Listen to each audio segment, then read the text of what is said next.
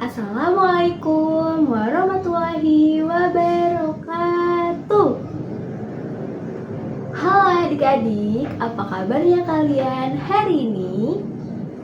Semoga kalian semua selalu luar biasa. Selamat datang di video pembelajaran kita hari ini. Pembelajaran hari ini kita mulai dengan berdoa.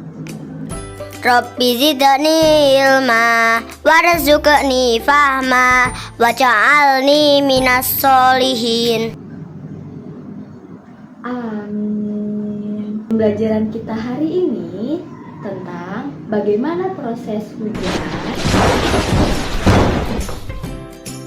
Mengapa proses hujan dapat menyebabkan banjir? Kelas 5 semua, saya bertanya, siapkah kalian semua untuk belajar? Baiklah. Aku penasaran kok bisa ya air turun dari langit? Aku juga mau tahu, bagaimana proses hujan turun? Bu Guru, bagaimana proses hujan?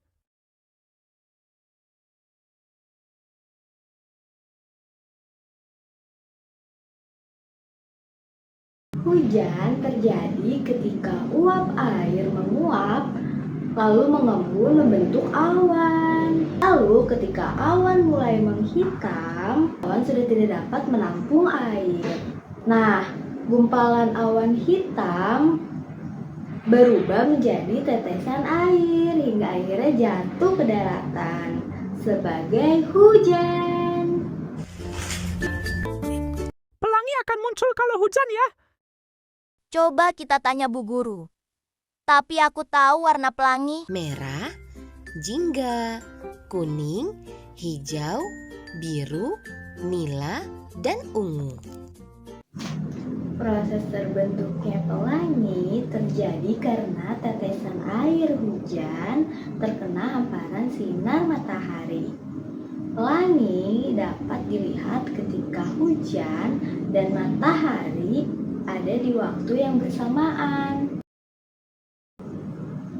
Ketika cahaya matahari menembus air, maka akan dibelokkan dan membentuk pelangi. Tahukah adik-adik, sebenarnya pelangi berbentuk lingkaran loh. Karena kita melihatnya dari bawah, hanya terlihat setengah lingkaran. Wah, Masya Allah, bagus sekali pelanginya. Ciri-ciri musim penghujan: yang pertama, langit gelap. Yang kedua, suara petir menggeliat. Ketiga, angin bertiup kencang.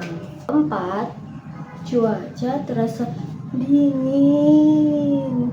Dan yang terakhir, mulai terjadi banjir di sekitar kita. Sementara itu saudara, curah hujan yang tinggi dan luapan air dari beberapa sungai menyebabkan sejumlah wilayah di Jakarta terendam banjir. Jumlah warga harus dievakuasi dengan perahu karet.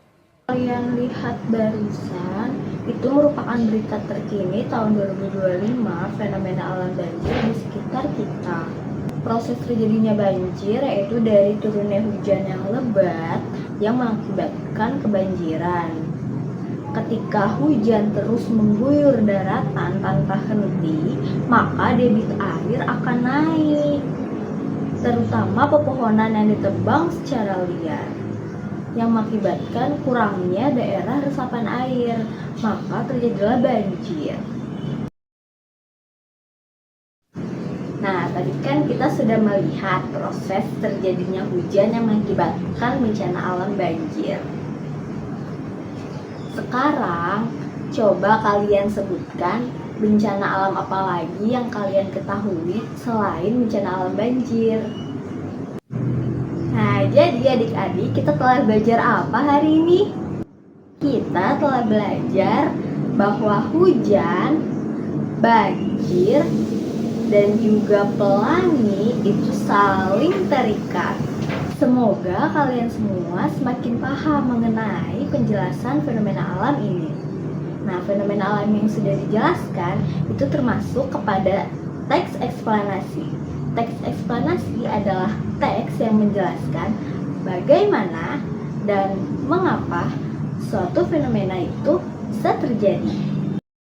Kenapa bisa terjadi banjir? Kenapa bisa muncul pelangi? Lalu bagaimana proses turunnya air hujan ya?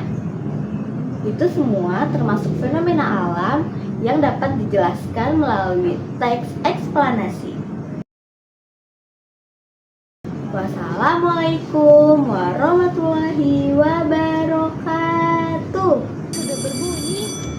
Saatnya kita pulang. Terima kasih telah belajar bersama saya. Sampai jumpa.